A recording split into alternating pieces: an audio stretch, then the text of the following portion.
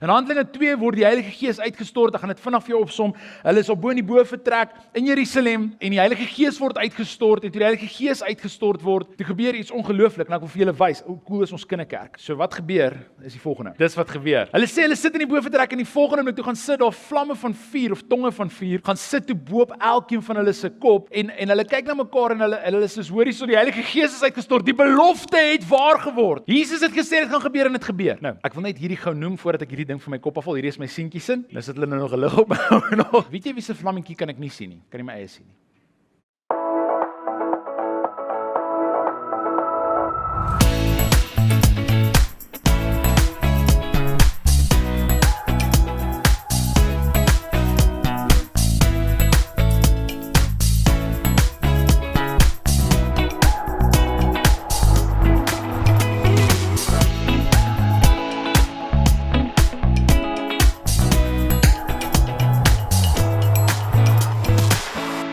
Met 'n verwagting.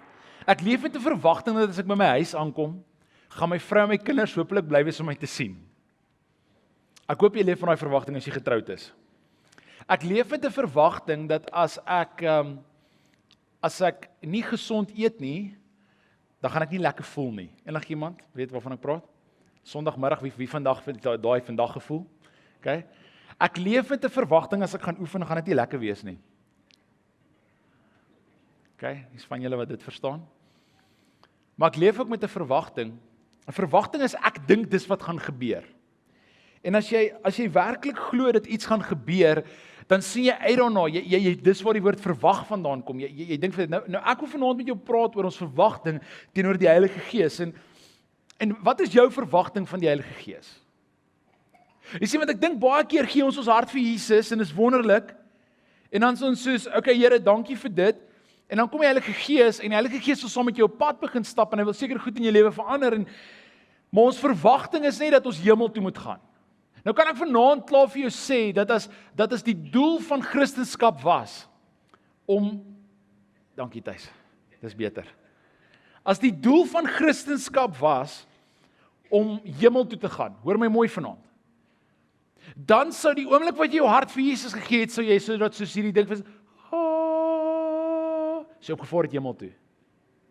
Maar hoor mooi, 40 dae nadat Jesus opgestaan het uit die dood uit, verskyn aan sy disippels vir die laaste keer is hemelvaart, laasweek donderdag was dit die 40 dae na ons hemelvaart, na ons die opstanding gevier het, verskyn Jesus aan sy disippels, en dis kan jy gaan lees in Handelinge 1, en toe aan sy disippels verskyn, toe sê hy nie vir hulle, hoor hierso, julle glo nou in my, ek lewe, kom ons gaan saam nie.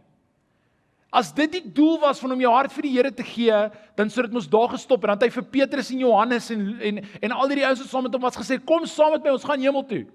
Maar dis nie wat hy gedoen het nie, hy sê vir hulle, ek gaan julle nou uitstuur in die wêreld, maar voordat julle uitstuur in die wêreld, julle moet gaan wag in Jerusalem, in die boventrek, want daar gaan 'n geskenk kom, 'n gawe kom, 'n persoon kom, wat julle gaan ontmoet.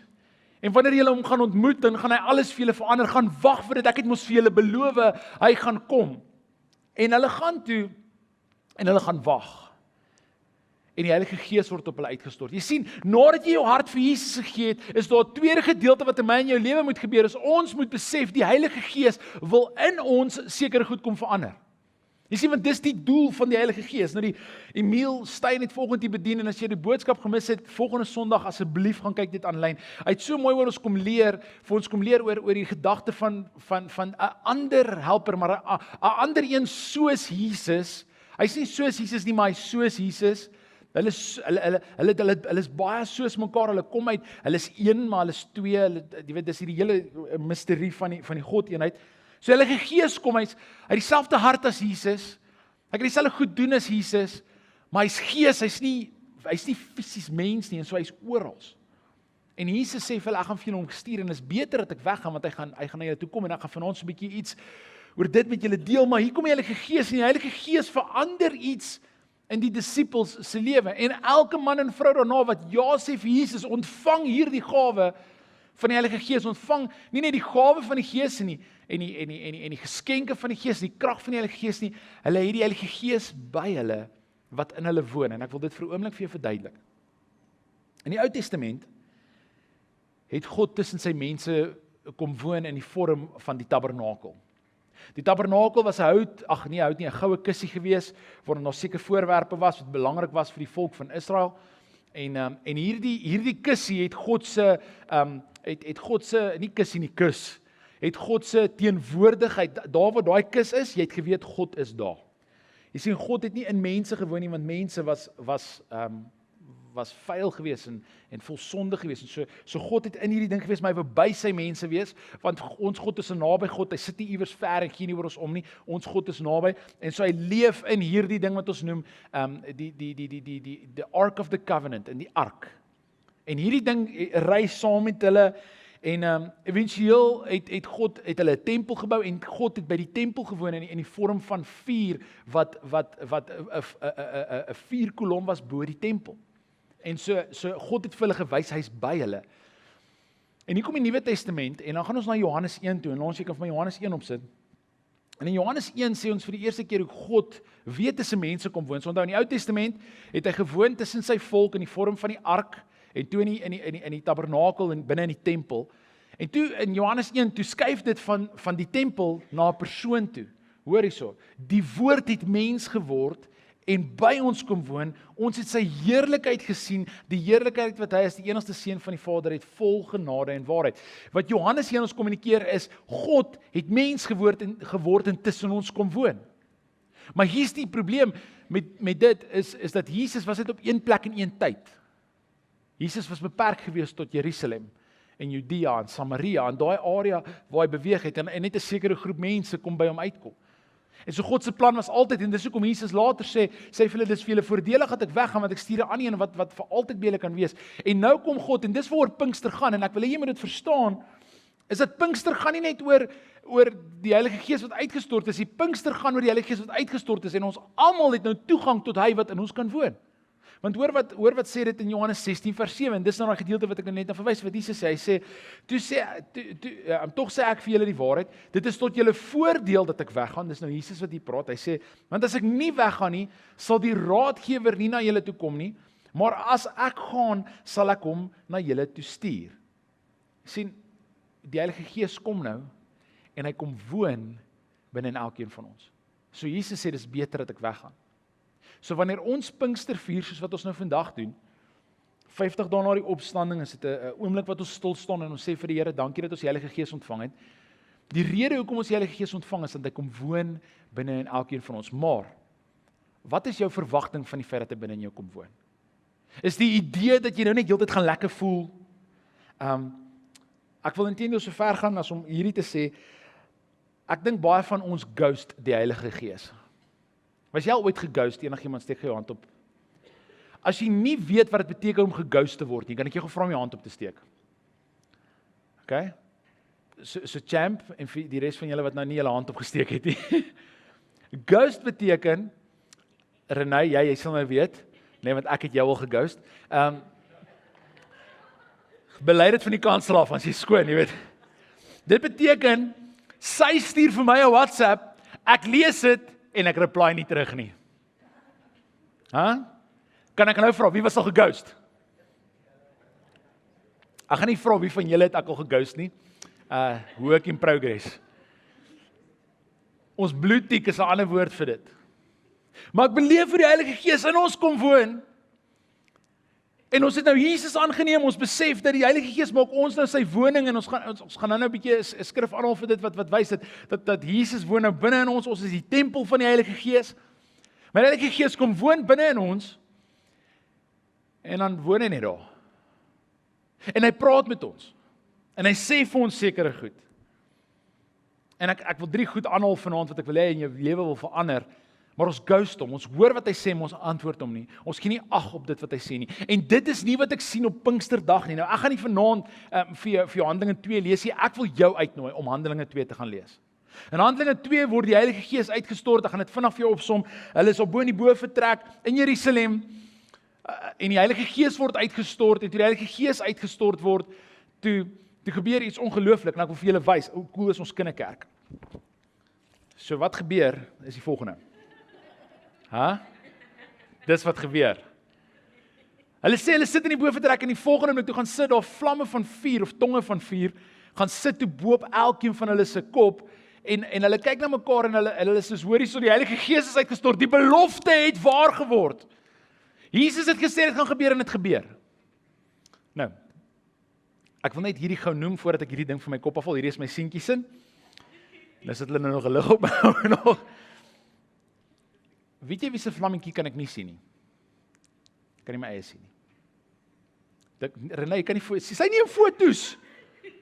Bid vir hierdie mense van City on the Hill. Ek sit hierdie op my kop vanaand om vir jou te wys. Ek dink dikwels dink ons iemand anders het die Heilige Gees. Hoor mooi wat ek vanaand vir jou sê. Hierdie lyk dalk soos 'n simpel illustrasie, maar ek kan nie sien wat bo op my kop aangaan nie. En dikwels dan sal ek na Renée kyk en ek sê Renée dit en ek sien vir Loan daar agter en ek sien Loan het dalk die Heilige Gees en ek kyk na Colin en ek dink hy het die Heilige Gees en ek kyk om en ek sê van Here, hoekom het ek nie die Heilige Gees nie? En weet jy wat? Ek kan nie sien wat bo my aangaan nie en ek wil vanaand vir jou sê, as jy jou hart gee vir Jesus, leer die woord ons kom leef die Gees binne in jou. Maar jy moet 'n verwagting hê dat hy in jou gaan werk. Jy moet vanaand kom en sê, Here, ek is reg, kom en spreek in my in, kom werk in my in, kom praat met my. En ophou wonder of het ek ook die Heilige Gees, dalk sien jy dit nie. Ek wil jou vanaand vra, besef die Heilige Gees is in jou. Nou wanneer die Heilige Gees in jou kom, is al 3 goed wat verander. Hy kom trek in.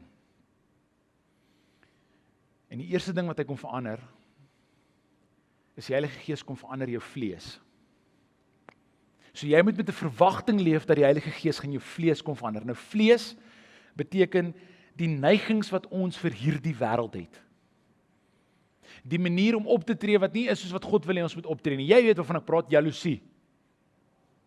Geldgierigheid. Selfsug. Verslawing. En so kan ek aangaan, dis hierdie goed wat jou lyf doen, wat jy nie wil doen nie. Inteendeel Paulus sê in Romeine, dit wat ek nie wil doen nie, dit doen ek, en dit wat ek wil doen, dit doen ek nie. Dis die vlees. En wanneer die Heilige Gees intrek in jou liggaam in, dan kom hy en hy sê, ek wil jou vlees verander, ek wil die manier hoe jy jou liggaam gebruik verander. Besef net gou dat jy is nou 'n woning van die Heilige Gees. Hy trek in. En jy het nodig om te verstaan dat jy kan nie dieselfde leef nadat die Heilige Gees in jou kom leef het as voor die tyd nie. Met ander woorde, jy kan nie ja sê vir Jesus en dan nog steeds syp elke Vrydag aand en dink alles is oukei nie.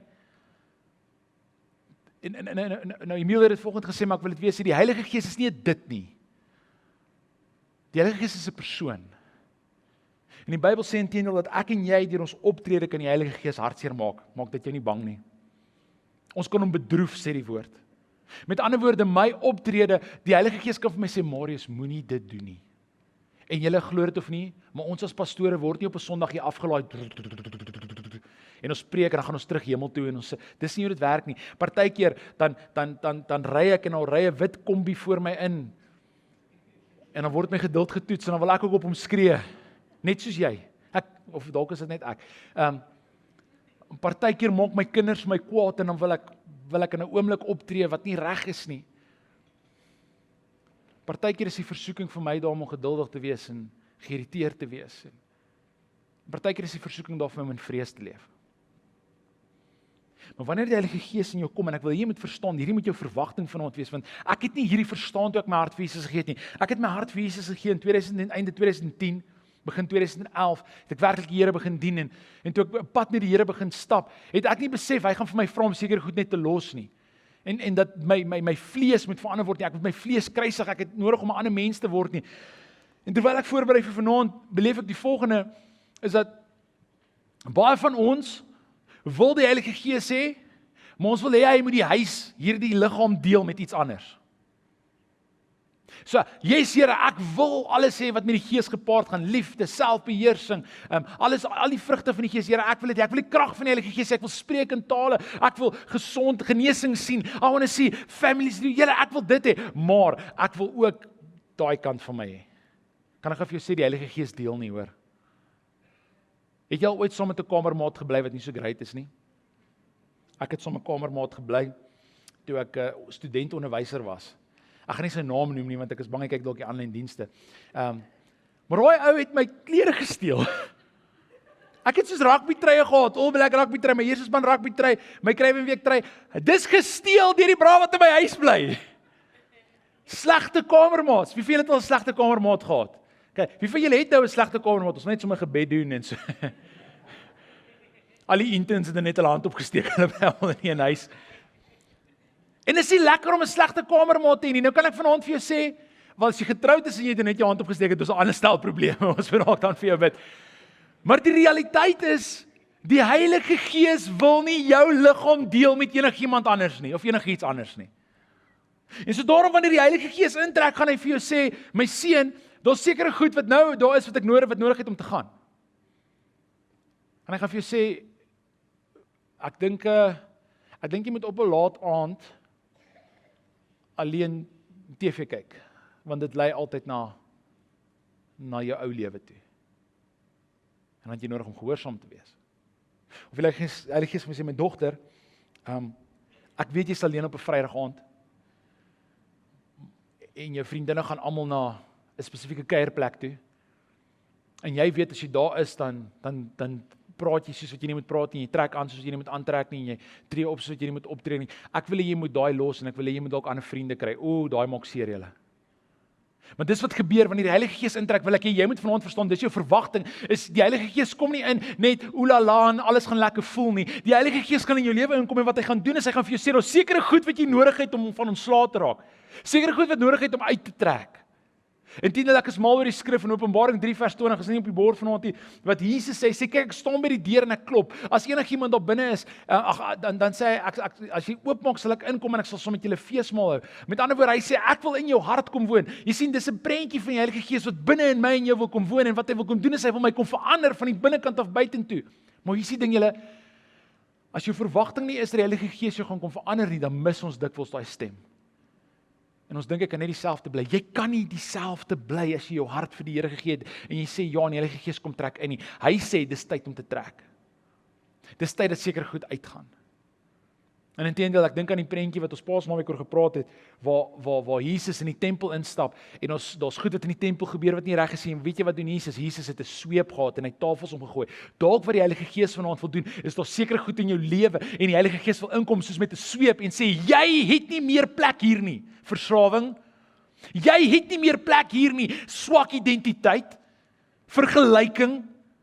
Jy sien, want dit moet jou verwagting wees van die Heilige Gees, is hy wil inkom vanaand en hy wil jou verander, hy wil jou vlees verander. En dit bring my dan by die tweede ding wat die Heilige Gees kom verander. Ekskuus, ek wil net gou 'n paar skrifgedeeltes vir julle deel. Johannes 14 vers 17 sê die volgende: Hy is die Gees van die waarheid en die wêreld kan hom nie ontvang nie.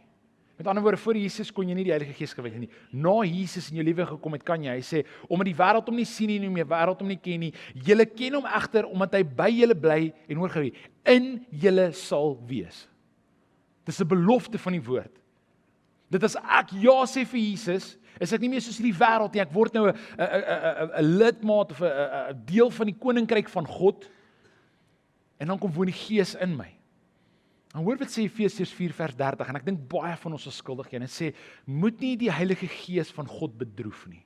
Moet hom nie hartseer maak nie. Hy is die waarborg dat God julle op die bevrydingsdag volkome sal verlos. Sien, Paulus skryf in die gemeente in Efese, hy sê, ons goed wat ek en jy kan doen, wat die Gees hartseer maak. Kan ek gou vir jou verduidelik hoe, dit is so maklik om hierdie te doen. Die Heilige Gees sê iets, en jy kies om hom te ignoreer, jy ghost hom. Die Heilige Gees praat met jou en julle, ek is ook daar wat ek soms dit doen en dan na die tyd dan dink ek, Here, hoekom het ek nie net vir u geluister nie? In oomblikke waar ek myself wil regverdig en my idees wil deurgee, dis die vlees. En dan die Heilige Gees gesê, Marius, bly net stil. Maar partykeer sukkel ek om stil te bly. En dan bedroef ek die Heilige Gees.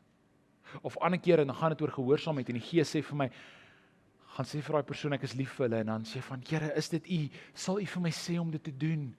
En dan as jy sien, is die persoon nie meer daar nie, en dan bedroef jy die Heilige Gees. Jy weet hoe ek en jy die Heilige Gees bedroef is om net nie te doen wat hy vir ons sê nie. En Paulus sê dit in die gemeente in Efese, en dit is wanneer ons na ons vlees luister en nie na die Gees nie, is dit wat gebeur. Maar as jy met 'n verwagting kom dat God gaan jou verander, dan luister jy anders. Jy sê, Here, ek wil hoor wat u sê. Here, wat is volgende? Maar dan kom Paulus verder en hy sê, In Romeine 8 vers 14, hy sê, almal wat hulle deur die Gees van God laat lei, hulle is kinders van God. Ek wil 'n kind van God wees. So jy kan een van twee goed doen, jy kan of die Gees bedroef, of jy kan 'n kind van God genoem word. Maar as jy 'n kind van God genoem wil word, moet jy deur die Gees jou laat lei. Ek wil vanaand vir die vraag vra, word jou liggaam, word jou vlees, word jou gedagtes, word dit gelei deur die Heilige Gees? Of bedroef jy die Gees vanaand? Want as ons nie hierdie ding verstaan nie, dan mis ons uit op 'n lewe waar die Heilige Gees ons wil vorm, dat ons lewe begin al hoe meer en meer soos hy lyk.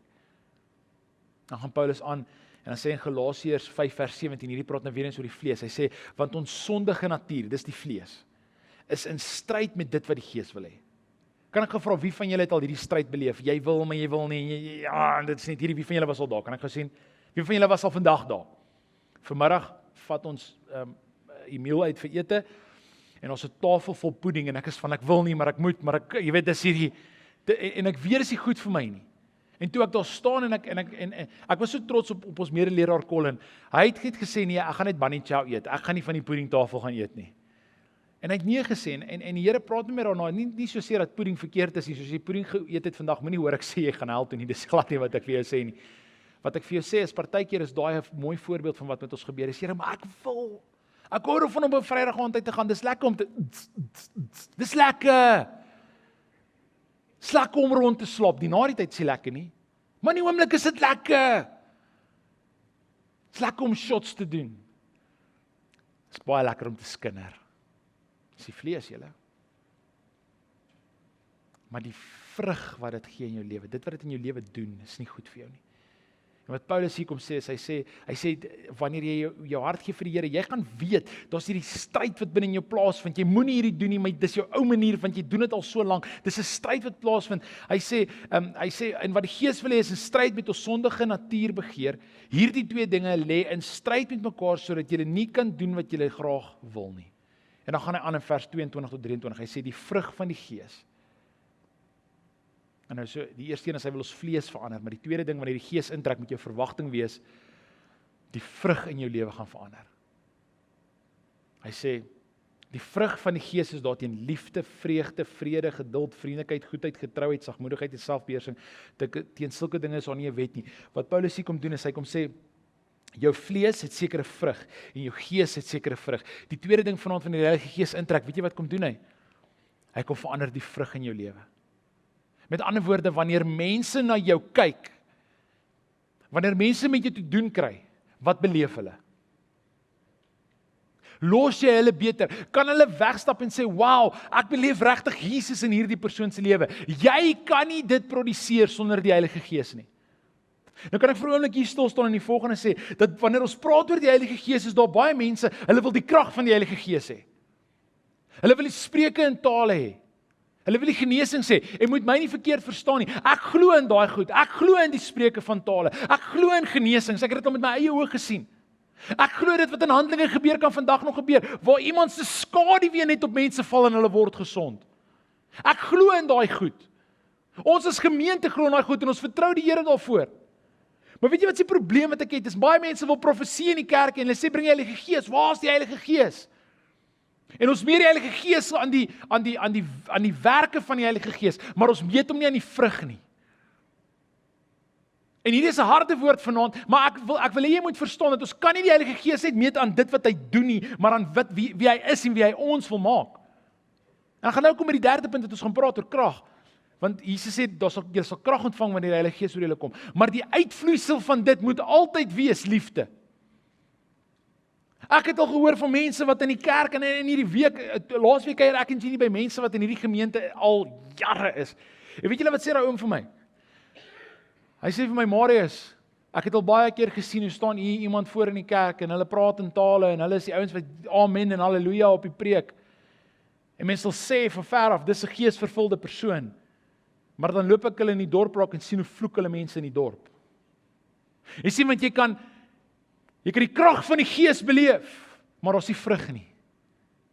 Vanaand moet jou verwagting van die Heilige Gees nie net wees dat amazing goed gaan gebeur nie. Hy gaan jou kom verander, hy gaan jou binneste gaan hy kom verander, hoe jy ander mense los gaan hy verander. Jy sien, dit voel vir my vlees gaan oor ek, maar vrug gaan oor ander.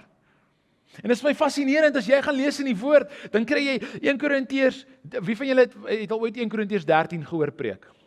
Wie van julle het hom al by 'n troue gehoor preek? Okay? Ek het 'n reël, ek preek nooit 1 Korintiërs 13 by 'n troue nie, want dit is kliseë. Maar 1 Korintiërs 13 is die liefde hoofstuk. Doen jouself 'n guns vanaand, gaan jy huis toe en lees jy 1 Korintiërs 12 en 1 Korintiërs 14. Die twee gedeeltes voor en na dit. Dit praat oor die werking van die Heilige Gees. As Paulus kom en hy skryf in die gemeente in Korintiërs, en in 1 Korintiërs 12 praat hy van die Gees wil werk, en dan praat hy oor die boosheid van hierdie wêreld, maar die Gees kom teen dit, dis 1 Korintiërs 12. En as dit amper asof hy doen hierdie weird ding waar hy gaan na 1 Korintiërs 13 toe en hy praat oor die liefde, en dan gaan hy weer terug na die werking van die Heilige Gees toe. Dan praat hy oor die feit dat die Gees in die kerk wil werk, en profesie, en genesings, en al hierdie goeders. Maar tussenin dit alles is vrug. Moet dit nie mis nie, want ons as kerk wil dikwels die hand van die Heilige Gees sê, maar nie die hart van die Heilige Gees nie. Dis waar Colin laas Sondag aand gepreek het. Ons moet nie net sy hand soek, en dit wat hy kan doen nie. Ons moet toelaat dat hy ons kon verander. Hoor wat sê 1 Korintiërs 13 vers 1. Dit sê die volgende, hy sê, julle moet julle beywer vir die liefde, en julle ook toelê op julle geestelike gawes. Maar veral daarop om God se boodskap te verkondig. Hy sê so wat nodig het, hy sê ons het liefde nodig, dis die belangrikste. Inteendeel in 1 Korintiërs 13 sê hy volgende, hy sê, ja, as jy al die tale in die wêreld kan praat, ekskuus 1 Korintiërs 14 vers 1.